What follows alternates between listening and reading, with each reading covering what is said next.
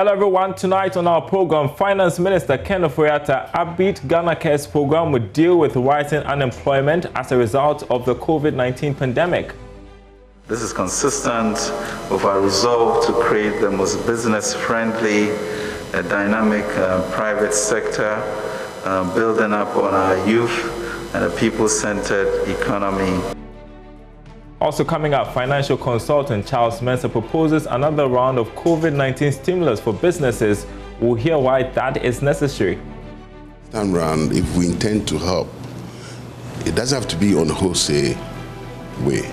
We should pick specific industries, specific company, and then back them up. Also tonight, addressing high unemployment rates, we meet the team behind the platform cityworkhub.com, which is connecting job seekers with employers, on tonight's episode of the Joy Business Van. This is Business Live. Thanks for being with us. My name is Darryl Kwao. Details after this break.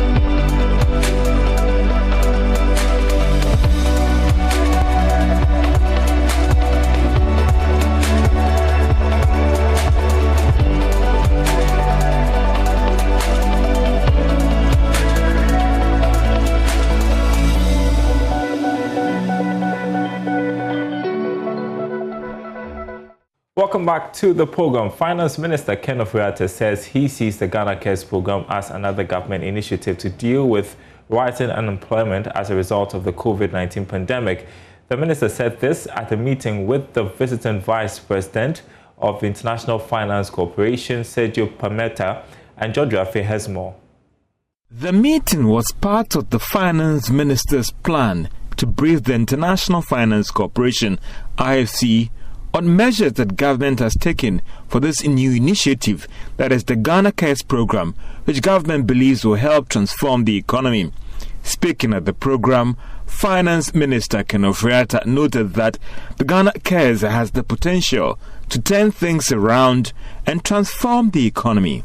About Ghana 100 billion Ghana Cares or Batampa program was then put in place, of which 70 billion is expected from the private sector. And this is the outcome which enables us to respond effectively to the pandemic and beyond. This is consistent with our resolve to create the most business-friendly, dynamic private sector, building up on our youth and a people-centered economy for the Africa region. We do this knowing that the private sector speaks of innovation necessary for Ghana to thrive, delivering close to 90% of the jobs, of which about 80% are from the informal sector, and most of the goods and services needed. On his part, the visiting Vice President of the International Finance Corporation, Sergio Pameta, expressed his its commitment to support Ghana in these times. Also very encouraged by your commitment to roll out vaccination, despite the shortages that are still real. And I'm sure that this type of meeting, over time, we will be going back to something that will be like a new normal, and we'll be able to, once again, sit together, think together, exchange ideas together, and build plans and partnerships together. For this interaction today, I'm really reassured to see that you've put in place a very clear plan for economic recovery, even before most vaccines were announced. That shows that Ghana knows where it wants to go. And for us at IFC, such a clear vision makes it much easier to come in as a partner to support your efforts to power the private sector to drive the recovery. Now, financial consultant Charles Mensah is proposing another round of stimulus package, but wants it well targeted. This follows a new report by the United Nations Development Programme and the Ghana Statistical Service, which calls for more support for businesses hit by COVID-19 shocks that are yet to recover. Mr. Mensah tells Joy Business there must be a clear criteria for the firms that will benefit. Much as I may agree to the second round of stimulus package, this time round, if we intend to help, it doesn't have to be on a wholesale way.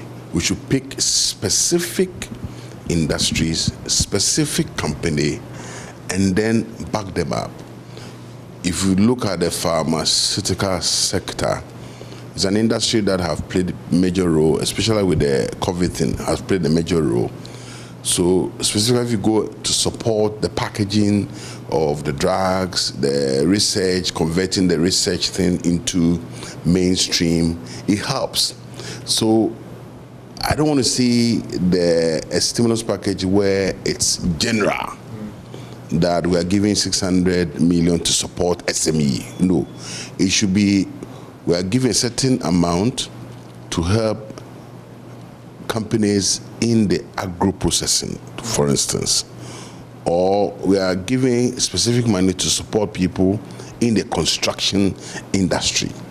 Then we can follow. Now, if we don't do that, we generalize it. Yes, government may account for it and say we have spent 600 million cedis to help the industry. But unless we break it down, because especially we have a lot of unemployment, so which sector can pick more employment? And I know that agriculture is the best. As we speak, COVID or no COVID, people are still eating.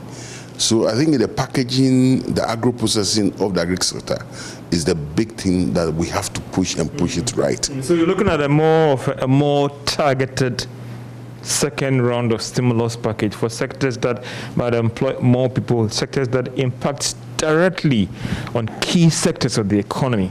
Very much so, very much so. So if we do, if you look at the construction industry, the road sector, for instance, I'm sure that they will engage quite a number of young men and women in the sector. If we extend that to factories being built, except that most of the factories are being built, which I have observed, especially 1D1F, are all prefab. So once prefab comes in, yes, it's a technology, but there's no serious construction recruitment in that sector. So the best bet is agro-processing. Well, some good news to report tonight. Inflation eased considerably by 1% to 7.5% in May, signaling a drop in cost of credit, all things being equal. The fall in inflation means that the rate at which prices of some goods and services are increasing has slowed down. Food inflation, particularly fruit and vegetables, as well as soft drinks, slowed down significantly in May, despite 7 subclasses recording inflation higher than the overall food inflation of 5.4%. Professor Samuel Kobnenim is government statistician. CPI for May 2021 recorded 127.6 index relative to 118.6 that was recorded in the month of May 2021. This means that comparing the 127.6 for the month of May 2021 and 118.6 for the month of May 2021, prices of goods and services have gone up by 7.5%. This indicates a 1.0 percentage difference relative to the inflation, year-on-year inflation that was recorded for the month of April 2021. It will be recalled that on a year-on-year basis, inflation for the month of April 2021 was 8.5%, and on a year-on-year basis, inflation for the month of May 2021 was 7.5%. This indicates that general prices of goods and services comparing May 2020 to May 2021 have gone up by 7.5%. For emphasis, comparing May 2020 and May 2021, general prices of goods and services have gone up by 7.5%. On a month-on-month basis, the CPI for May 2021 was 127.6, relative to CPI for April 2021, 126.6. For the month of May 2021, CPI 127.6, and for the month of April 2021, CPI 126.6. Computing inflation from these two indices, month-on-month inflation, that is comparing April 2021 and May 2021, month-on-month inflation stood at 0.8%. This also means that between the month of May 2021 and the month of April 2021 and the month of May 2021, general prices of goods and services did go up by 0.8%. This compares with 1.5% that was recorded on a month-on-month basis between March 2021 and April 2021. This literally means that the rate at which prices are increasing have slowed by 0.7 percentage points. We do the disaggregation from two broad categories, from the perspective of food inflation and non-food inflation, and also from the perspectives of locally produced items and imported items. We continue to see a shrinking of food inflation, as in the month of April 2021, we recorded food inflation of 6.5%. This has reduced by 1.1 percentage point, with May 2021 recording food inflation of 5.4%. That was government statistician Professor Kobna Anim addressing the press earlier in the day. Now, even though the U.S. has opened a duty-free export regime for Ghanaian businesses under the Africa Growth and Opportunity Act, AGWA, Ghana's export community is yet to feel the impact of this initiative. Speaking earlier on the marketplace, Director of Research and International Cooperation at the Ghana Export Promotion Authority, Maxwell Kusi, lamented Ghana's business environment still poses some challenges for enterprises to export under AGWA. According to him, these challenges are currently being addressed under the National Export Development Strategy. It's good that we have the AGWA, but the impact so far has not been felt due to some homework that we have to do. At the moment, we are looking at the national export strategy that can look at how we can take advantage of the AGWA. Initially, there were issues of trade enabling environment where our exporters can take advantage. Also, we think that for us to maximally benefit from AGWA, there must be a foreign direct investment, which we have promoted since AGWA came into being. There are also fiscal reforms and monetary policy that affect our entrepreneurs and our business people. In addition to that, the U.S. food compliance system, everybody knows that you need to go through a certain robust and we need continuous development. All these are the challenges that affect our companies that they cannot take advantage of. In addition to the capacity building that we have to give to our people. Initially, we have trained them to be able to take advantage of that, but some enabling environment, not all that perfect for them to take advantage. That is why we have not fully taken advantage of that.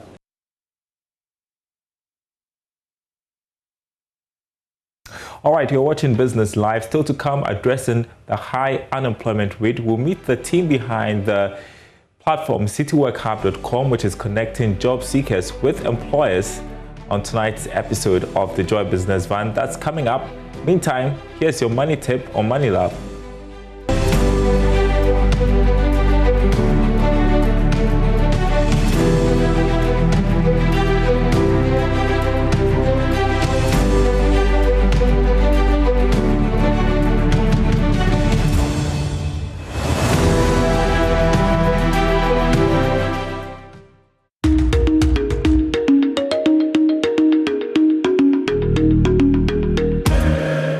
On today's edition of Money Lab, we want to look at how investors can reduce risk or manage risk in their investment portfolio. There are two factors that investors have to consider, and this is age and the amount that you are investing. We all know that a risk that a 20-year-old who has just started work will take is different from the kind of risk a 55-year-old who has just 5 years to retirement will take. Also, if you are losing 10,000 out of a total investment portfolio of 1 million, is different from losing 15,000 out of an investment portfolio of 30,000. So anytime you are going to look at investing, ensure that you spread your wings around. Invest in different asset classes, some short-term, medium-term, and others long-term.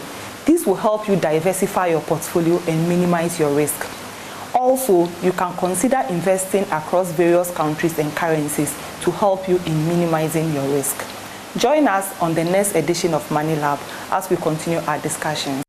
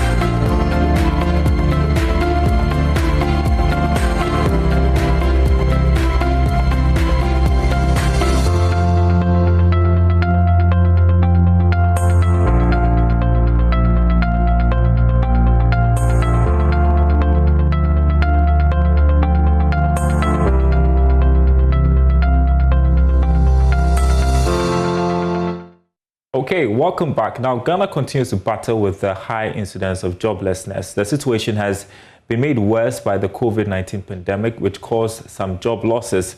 This got a group of young people thinking. The result, a platform which connects job seekers with employers. Today, the Joy Business van heads to meet Francis Okori and his team who are spearheading cityworkhub.com. And the next thing is marketing. We need to go commercial as well as the various online platforms, Google to be precise, and also one-on-one on employers for them to kind of use our system. That is the only way our freelancers can also get something to do at the end of the day. So we need to come up with a strong marketing plan to have employers on board, because without them, our freelancers have nothing to do.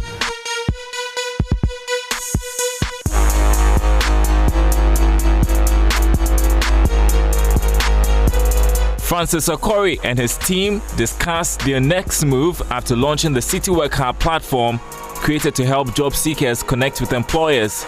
Looking at the vast unemployment in the country, I feel like there are so many professionals out there who are not gainfully employed, and there are so many projects to be done, just that they are not noticed because there are no accurate platform to put these projects and then freelancers or professionals to bid for. And it's true, Ghana is grappling with high unemployment. The COVID-19 pandemic has not made the situation any better. To help especially professionals who've lost their jobs during the pandemic, Francis, who is a BSc Computer Science graduate of the University of the People, California, launched cityworkhub.com. So me being logged in as a freelancer, this is my dashboard. So you can see me there and various areas of my dashboard. I can see all the proposals I sent the days gone by. I can see all the things I saved, my pending balance, as in the project that I'm working on that I'm not done with yet. It will appear there as pending balance. Once I'm done with it, it becomes available balance for me to withdraw. Cityworkhub.com is pretty an easy platform to navigate. It is open to all professionals, referred to as freelancers, who bid for various job contracts, off-site and on-site, from employers enrolled on the platform. They also have the opportunity to market their services. Should I have sent a proposal, it will be here. If it is 3, 4, 5, 6, 7, it will all line up here for me. So if I click it, I get to see every proposal within the proposal bracket that I've sent within a speed of time. So these are some of the proposals that I sent, and only one has been completed. The rest are pending.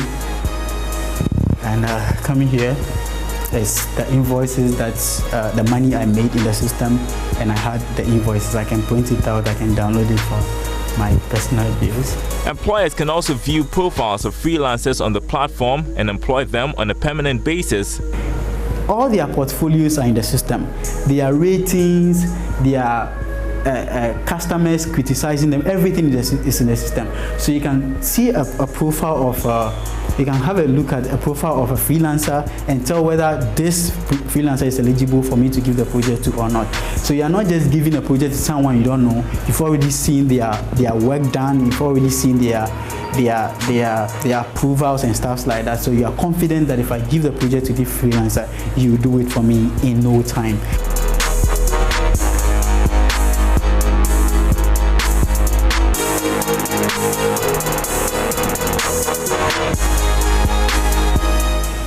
These days, it's not about working hard, it's about working smart.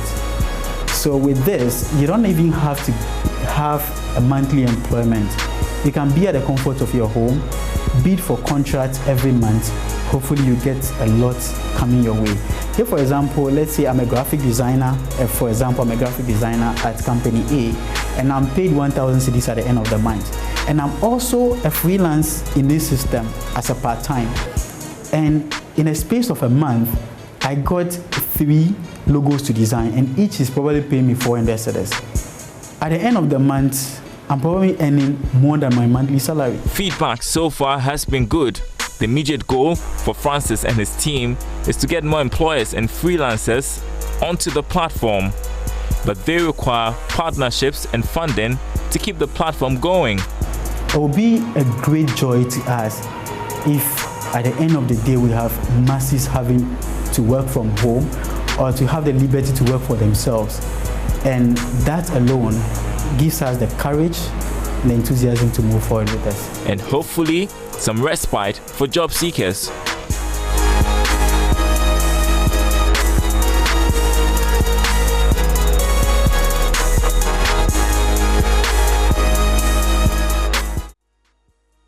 Great initiative, if you ask me. Before we go, some news from Tallow on the establishment of an advisory board. We want to pull up a statement from Tallow for you. It says Tallow Oil has announced the constitution of a Tallow Ghana advisory board to promote strategic guidance and advice on its operations in Ghana and the delivery of its 10-year business plan. The advisory board will also provide counsel on managing key relationships in Ghana and will assist with Tallow Ghana's key objective of delivering shared prosperity to its host communities and the host country. The independent members of the Tallow Ghana Advisory Board are Phyllis Christian, Chief Executive Officer of Showbell Consulting. There you see her in your shots. Eli Ohinedu, Independent Consultant and Digital Financial Services Specialist. Also, Alex Hatton-Mills, Managing Director of Lincoln International LLP. Rahudi, Tallow's CEO, and Wissam Al-Monthiri, Tallow Ghana's Managing Director, will attend all meetings of the advisory board, with other senior Tallow executives joining meetings as appropriate. Commenting on the appointment of Advisory Board, Wissam Almonthiri, Managing Director of Talo Ghana, said, quote, "The Talo Ghana Advisory Board will bring a depth of experience and expertise in support of our business in Ghana, where we will continue to be a committed long-term investor. I look forward to working with the Advisory Board to further advance our business and interests in Ghana." So that's the statement there from Talo Ghana. Ending the bulletin tonight here on Joy News. Business Live returns tomorrow, same time. My name is Darryl Kwao.